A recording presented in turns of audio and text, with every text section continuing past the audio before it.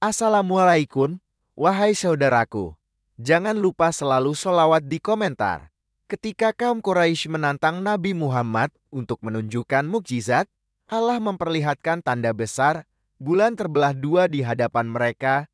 Namun alih-alih beriman, mereka menuduh Nabi sebagai tukang sihir. Sebelum lanjut, jangan lupa subscribe channel kami. Mekah, kota tua yang berdiri di tengah gurun panas tanah Hijaz. Disinilah, pada suatu malam yang sunyi, sejarah langit dan bumi akan bersinggungan, dan manusia akan diuji apakah mereka mau percaya, atau tetap memilih untuk berpaling. Bagian 1. Ria ketegangan di tengah gurun. 20 tahun telah berlalu sejak Muhammad bin Abdullah hidup sebagai seorang pedagang jujur yang dikenal oleh semua kalangan Quraisy. Namun kini, sosok itu telah berubah di mata mereka. Ia telah berdiri sebagai seorang utusan, mengaku menerima wahyu dari langit, mengajak pada keesaan Tuhan dan menolak sembahan nenek moyang mereka. Seruan itu menyebar dari mulut ke mulut, dari pasar ke rumah-rumah, dari lembah ke lembah. Dan setiap hari, pertentangan pun semakin memuncak. Abu Jahal, tokoh Quraisy yang angkuh, menginjakkan kaki di halaman Ka'bah bersama segelintir pembesar lainnya. Malam itu, bintang bertaburan, namun suasana di sekitar Ka'bah tidak seperti biasa. Mereka sedang merancang sesuatu yang bisa sekali dan untuk selamanya membungkam klaim kenabian Muhammad. Dia katakan bahwa dia menerima wahyu dari langit, ujar Walid bin Mughirah sambil meludah ke tanah. Kalau memang begitu, minta saja padanya sesuatu yang tidak bisa ditolak oleh mata. Benar, sambung Abu Sufyan, yang saat itu belum memeluk Islam. Kalau dia benar utusan Tuhan, suruh dia belah bulan. Itu saja.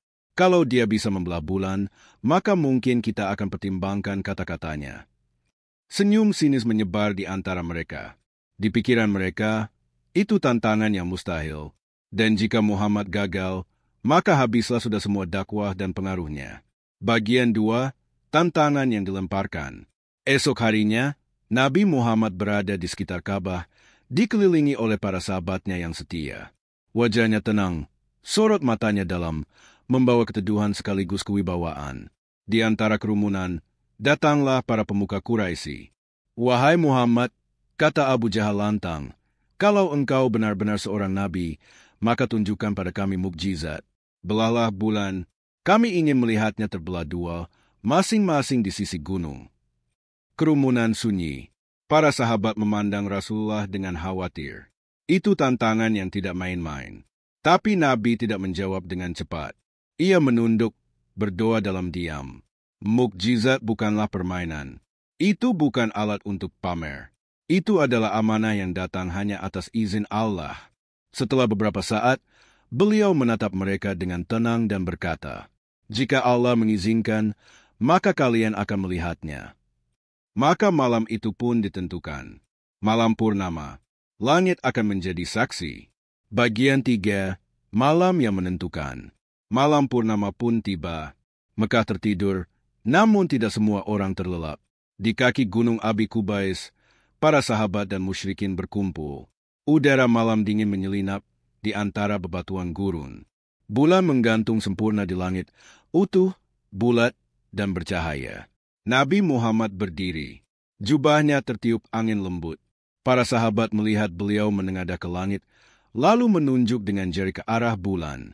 "Perhatikan," kata beliau, dan kemudian mukjizat pun terjadi. Dengan izin Allah, bulan mulai terbelah. Tidak seperti gerhana, bukan sekadar kabur atau redup, bulan benar-benar terpisah. Dua bagian cahaya itu menjauh. Satu ke sisi kanan Gunung Hira, satu lagi ke sisi kirinya. Orang-orang terpaku, mata terbuka lebar, lidah keluh. Beberapa jatuh terduduk, tak mampu berdiri.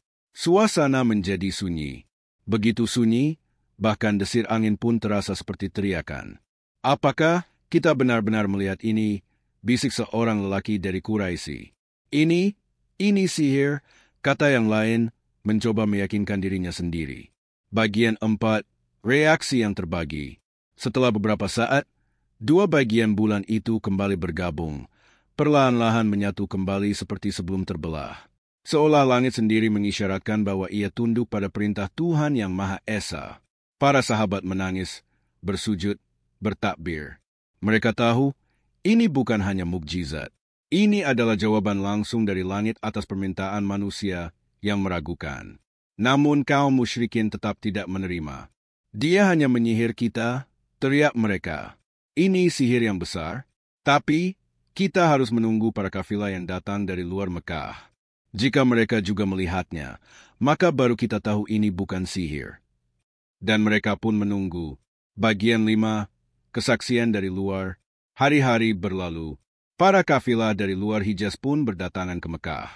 Mereka datang dari Syam, dari Yaman, dari Persia. Aku melihat bulan terbelah, kata seorang kafilah dari utara. Aku juga, kata seorang dari Yaman. Aku berada di padang ketika itu, dan bulan terbelah 2, kata seorang dari Persia. Kebohongan tidak bisa menembus batas-batas negeri. Tapi kebenaran terbang bersama cahaya bulan, menyentuh hati siapapun yang mau melihatnya dengan jujur. Namun bagi mereka yang hatinya tertutup, tidak ada mukjizat sebesar apapun yang akan menggugah.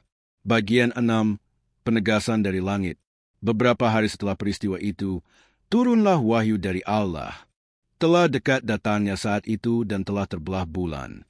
Dan jika mereka melihat suatu tanda, mereka berpaling dan berkata, ini adalah sihir yang terus-menerus. Quran Surat Al-Qamar 1-2, ayat itu menjadi saksi abadi dalam Al-Quran. Ia bukan dongeng, bukan cerita rakyat, bukan alegori. Ia adalah mukjizat nyata yang disaksikan oleh banyak mata, namun hanya diterima oleh hati yang bersih. Langit masih tenang, seolah belum terjadi apa-apa. Tapi hati yang menyaksikan malam itu tidak akan pernah sama. Di tengah padang gersang dan di bawah langit malam yang terang, mukjizat telah menyapa bumi. Namun tidak semua yang melihat percaya, dan tidak semua yang percaya benar-benar paham besarnya kejadian itu. Bagian 1, kesunyian usai mukjizat. Malam itu berakhir tanpa sorak. Hanya desa nafas dan tatapan hampa dari mereka yang tak mampu menerima kenyataan. Abu Jahal, yang biasanya lantang dan keras kepala, malam itu diam. Matanya masih menatap ke arah langit yang kembali gelap. Ia tidak bisa mengingkari apa yang telah dilihatnya, bulan terbelah.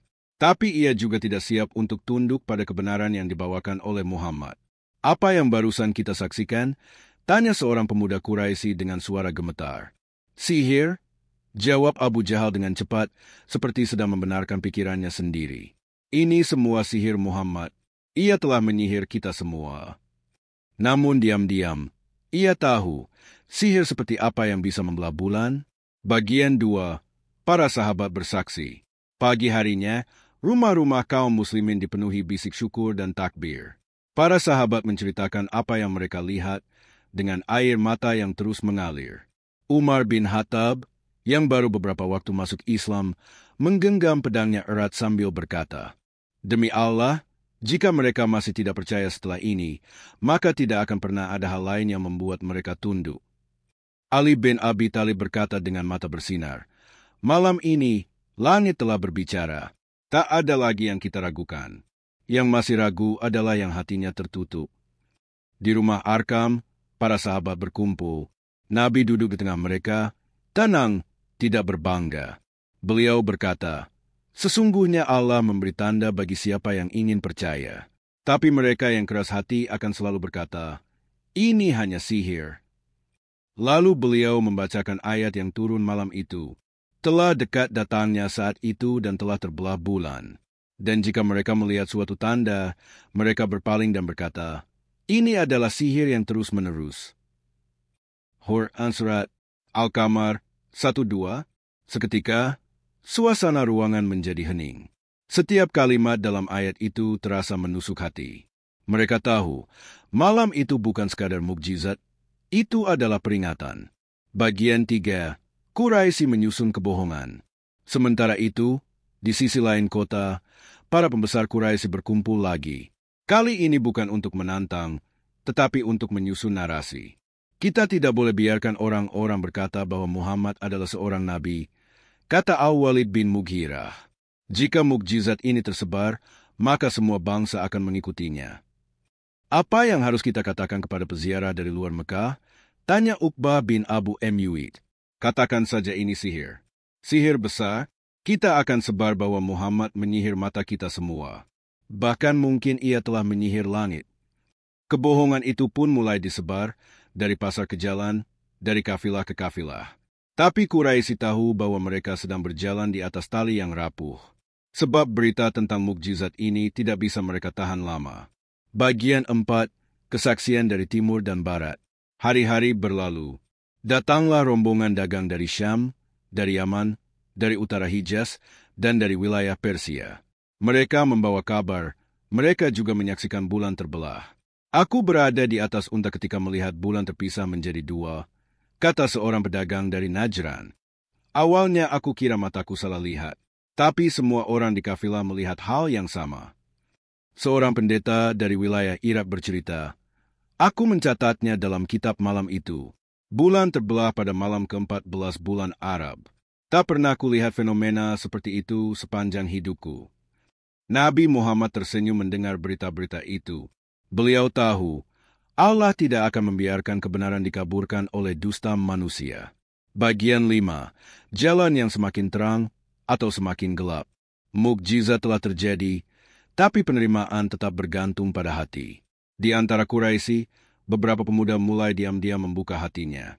Mereka datang diam-diam kepada Nabi, bertanya, berdiskusi, dan mulai menaruh harapan. Namun sebagian besar tetap keras kepala. Mereka takut kehilangan kekuasaan, takut ditinggalkan kaumnya, takut kehilangan dunia. Dan disinilah letak rahasia besar dari mukjizat. Mukjizat bukan untuk memaksa manusia beriman. Ia hanyalah penegas.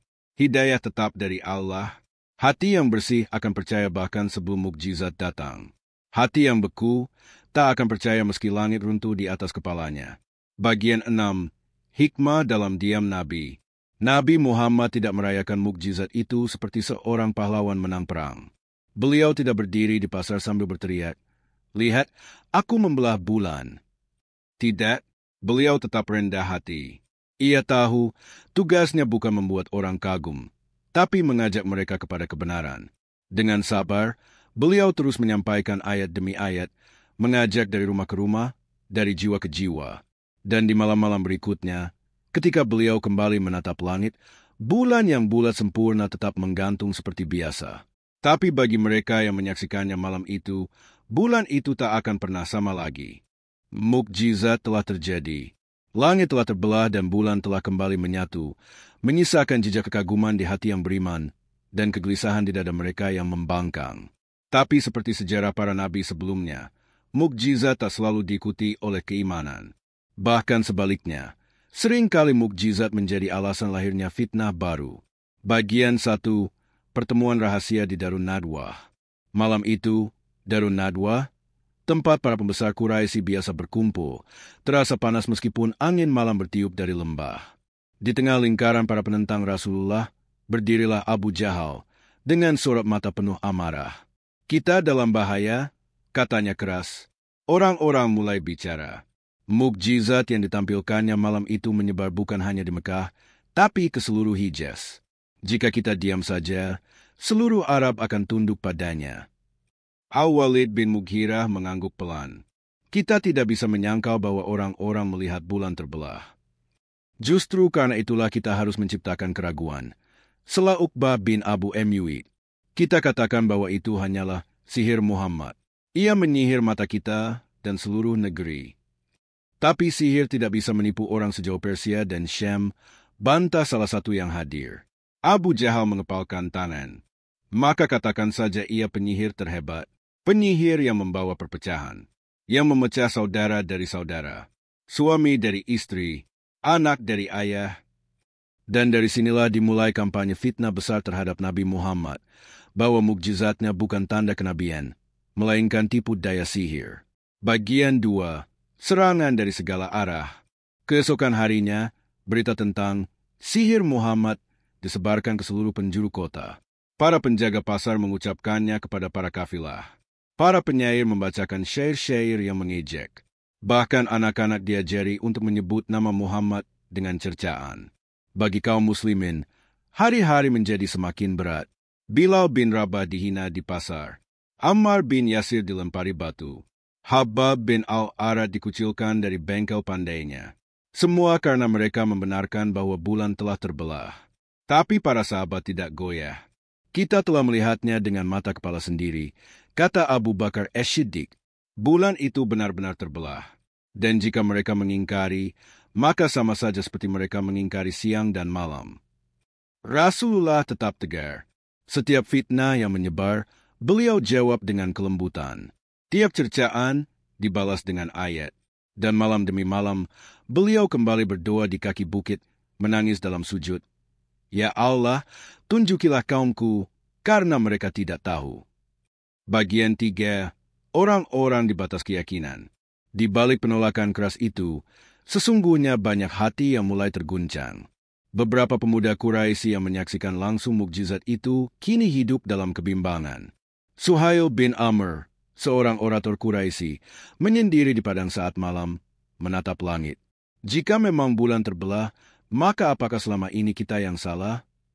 Sementara itu, Abbas bin Abdul Muttalib, paman Nabi, masih berada di tengah-tengah. Ia melihat mukjizat itu. Hatinya condong, tapi ia belum berani menampakkan keimanannya. Dan ada pula Al-As bin Wa'il yang berkata sinis, kalaupun benar ia membelah bulan, aku tetap tidak percaya hingga ia membangkitkan ayahku dari kubur. Itulah watak manusia. Mukjizat tidak menjamin keimanan. Justru keimananlah yang membuat seseorang melihat mukjizat. Bagian 4, kesaksian dari seberang batas. Beberapa hari kemudian, datang seorang pedagang dari India. Ia menanyakan tentang orang bernama Muhammad yang katanya membelah bulan. Aku seorang ahli perbintangan, katanya. Di negeriku, pada malam ke-14 bulan ini, para pengamat mencatat kejadian ganjil, bulan yang tanpa terpisah dan kembali. Berita itu membuat beberapa Quraisy gemetar. Tapi Abu Lahab hanya tertawa. Itu hanya kebetulan. Semua orang bisa salah lihat. Jangan percaya tukang bintang. Namun berita terus menyebar. Hingga ke Abisinia, hingga ke negeri Romawi. Dan semakin banyak orang yang mulai menaruh perhatian pada dakwah Nabi Muhammad. Mukjizat yang diniatkan Quraisy untuk menjatuhkan, justru menjadi bahan perbincangan luas yang mengangkat nama Rasulullah hingga keluar tanah Arab. Bagian 5, penegasan wahyu. Di tengah gencarnya penolakan dan fitnah, turunlah kelanjutan ayat-ayat dari surat Al-Qamar. Allah mengabadikan respons kaum Quraisy dalam firman-Nya. Dan mereka mendustakan mukjizat itu dan mengikuti hawa nafsu mereka, padahal setiap urusan telah ada ketetapannya. Quran Surat Al-Qamar 3. Dan sungguh telah datang kepada mereka berita-berita yang di dalamnya terdapat pelajaran yang cukup. Hikmah yang sempurna, tetapi peringatan-peringatan itu tidak berguna bagi mereka. Quran Surat Al-Qamar 45. Nabi membacakan ayat-ayat itu dengan suara yang dalam, menyentuh hati. Para sahabat menangis. Mereka tahu jalan dakwah ini bukan untuk mencari pembenaran manusia, tapi menyampaikan amanah langit dengan atau tanpa pengakuan dunia. Bagian 6. Batu yang dilempar ke langit. Fitnah dan penolakan kaum Quraisy terhadap mukjizat pembelahan bulan menjadi cerminan kerasnya hati mereka. Sebagaimana kata patah lama di kalangan Arab, seperti melempar batu ke langit, hanya akan kembali mengenai kepala sendiri. Orang-orang kafir melemparkan fitnah, tetapi kebenaran tetap menjulang. Satu demi satu, jiwa-jiwa yang jujur menemukan hidayah, kadang dari kejadian mukjizat, kadang hanya dari satu ayat. Rasulullah tidak pernah meminta pembenaran dari Quraisy. Ia hanya menyampaikan. Dan langit telah menyampaikan bagi siapa yang ingin mendengar. Mukjizat pembelahan bulan telah mengguncang Mekah. Namun kaum Quraisy tetap keras kepala dalam pendustaan. Mereka menyebut mukjizat sebagai sihir, menyebut Rasul sebagai pembohong, dan menyebut para pengikutnya sebagai orang sesat. Tapi kebenaran tidak bisa dikekang. Seperti cahaya yang menembus celah-celah batu, berita tentang mukjizat itu menjalar melampaui batas Mekah, hingga ke Yastrib, kota yang kelak disebut Madinah. Bagian 1, benih yang tumbuh di tanah Yastrib. Di lembah yang subur dan teduh, jauh dari padang pasir kerasnya Quraisy, dua kabilah besar tinggal berdampingan, Aus dan Hazraj. Mereka telah lama hidup dalam permusuhan, saling bunuh, dan saling curiga. Namun benih-benih perdamaian mulai tumbuh, terlebih ketika suara dari Mekah sampai ke telinga mereka. "Apakah kalian mendengar berita dari Mekah?" tanya Sa'd bin Ubadah dari Hazraj pada suatu sore. Katanya, Muhammad membelah bulan. Bahkan orang-orang Syam melihatnya. Apakah benar ia adalah nabi yang dijanjikan? Timpal USA bin Hudayr dari Aus. Orang-orang Yahudi di sini selalu berkata bahwa seorang nabi terakhir akan muncul dari tanah Arab. Kaum Yahudi di Yastrib memang sering menyebut dalam perdebatan mereka, akan datang seorang nabi akhir zaman. Tapi mereka yakin nabi itu akan berasal dari kalangan Bani Israel. Maka ketika berita tentang Muhammad dan mukjizatnya sampai ke Madinah, para pencari kebenaran mulai gelisah. Mungkinkah inilah yang mereka nanti? Bagian 2, 6 orang dari Hazraj. Pada musim haji tahun itu, datang 6 orang muda dari Hazraj ke Mekah. Mereka bukan pemuka kabilah, bukan pedagang besar, tapi mereka haus akan perubahan. Di tengah malam, mereka diam-diam menemui Muhammad. Rasulullah berbicara lembut kepada mereka. Tidak tentang politik, tidak tentang permusuhan, tetapi tentang keesaan Allah, tentang kasih sayang sesama manusia, tentang penghapusan darah dan dendam. Dan di akhir pertemuan, mereka bertanya dengan suara penuh harap, "Wahai Muhammad, apakah benar engkau membelah bulan?" Rasulullah menunduk sejenak, lalu menjawab, "Itu adalah tanda yang Allah tampakkan kepada orang-orang Quraisy ketika mereka memintanya. Tapi banyak di antara mereka tetap tidak percaya." Salah satu dari mereka, As'ad bin Zurarah, berbisik, "Kalau kaum kami yang melihat itu, mungkin mereka akan beriman." Malam itu, ke-6 orang Hazraj memeluk Islam, dan ketika mereka kembali ke Madinah, mereka tidak diam. Mereka mulai berdakwah. Dari rumah ke rumah, dari sahabat ke sahabat, mereka membawa cerita tentang Rasulullah dan tentang mukjizat langit yang mereka dengar langsung dari mulutnya. Bagian 3, Yahudi yang cemas. Sementara kaum Hazraj dan Aus mulai tertarik pada Islam, para pendeta Yahudi mulai resah. Mereka percaya kepada orang Arab itu, kata seorang pendeta tua dengan nada heran. Padahal selama ini, kita yang selalu menyebut-nebut akan datangnya Nabi terakhir. Tapi kini mereka menyambutnya lebih dulu daripada kita.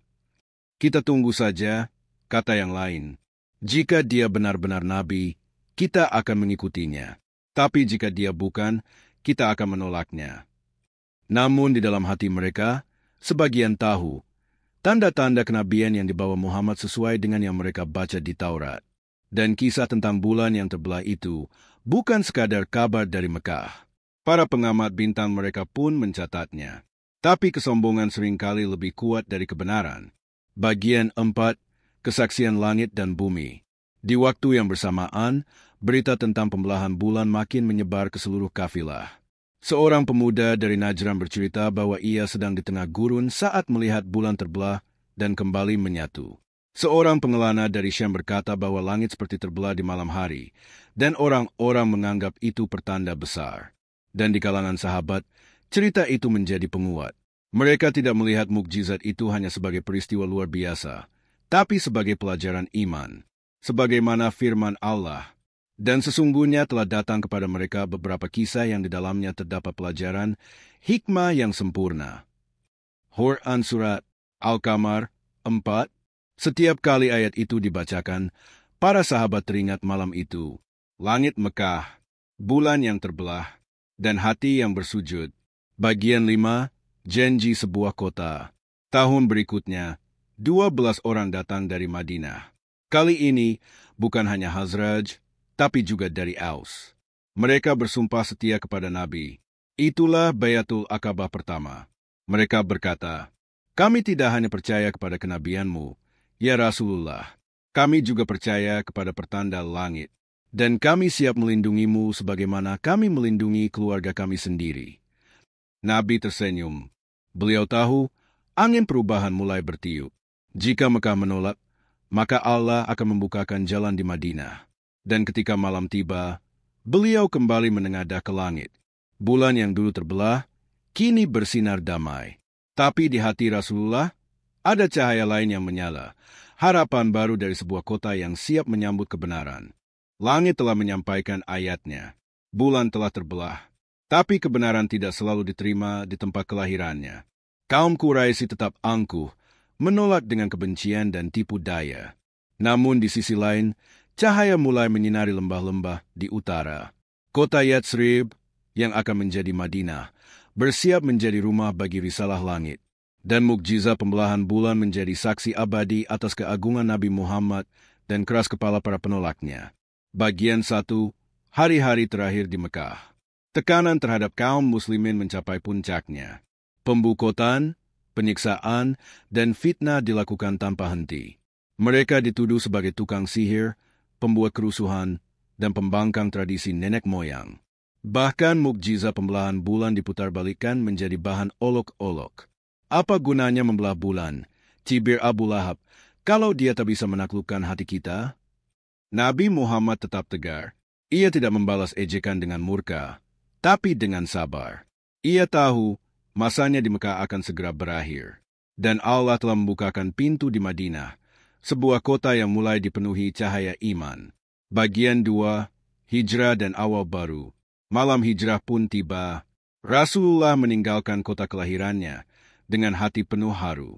Di belakang Ka'bah, ia memandang ke langit, menatap bulan yang pernah ia jadikan saksi mukjizat, dan berkata pelan, "Wahai Mekah, engkau adalah tempat yang paling aku cintai. Tapi kaummu mengusirku."